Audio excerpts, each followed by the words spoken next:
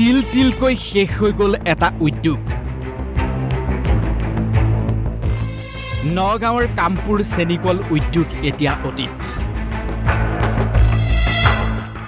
প্ৰথমে এই দৃশ্যটো চাওক। এয়া নগাঁৱৰ কামপুৰত থকা চেনিকল উদ্যোগৰ দৃশ্য। 1975 চনতে স্থাপন হোৱা চেনিকলটোৰ আজি এই অৱস্থা। প্ৰয়াত মুখ্যমন্ত্ৰী শৰৎ সিংহৰ দিনতে স্থাপন হোৱা এই কলটোৰ সৈতে জড়িত হৈ আছে কামপুৰৰ লগতে দাঁতিকাষৰীয়া অঞ্চলৰ বহু পৰিয়ালৰ জীৱন জীৱিকা। 2004 চনৰ পৰাই বন্ধ হৈ আছে এই কলটো।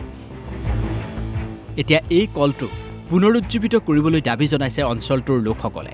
মিলটো যেতিয়া চলি আছিলে এই অঞ্চলটোৰ মানুহে নহয় গোটেই কামপুৰ বৃহত্তৰ কামপুৰ অঞ্চলৰ উপকাৰ হৈছিলে।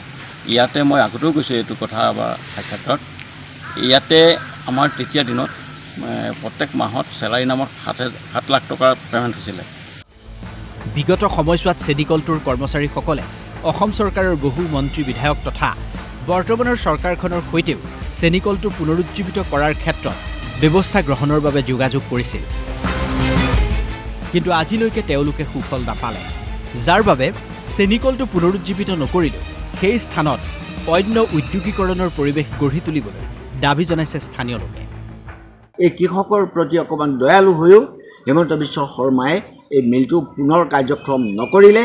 আৰু আমি আশা দেখিছোঁ এই বহুবল্পী কথা কোৱা, আগবেলা এটা মানে ভাটিবেলা এটা কথা কোৱা মিছা কঠীয়া হিমন্ত বিশ্ব শৰ্মাৰ তেনেকুৱা কোনো মানে আগ্ৰহ দেখা নাই যে চেনিকলটো পুনৰ কাৰ্যক্ষম কৰিব।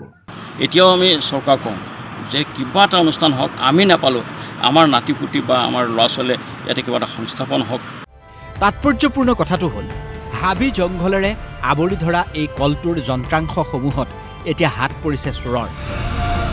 উদ্যোগটোত থকা প্ৰায় 80% মূল্যৱান যন্ত্ৰাংশ নাইকিয়া হোৱাৰ অভিযোগ উঠিছে।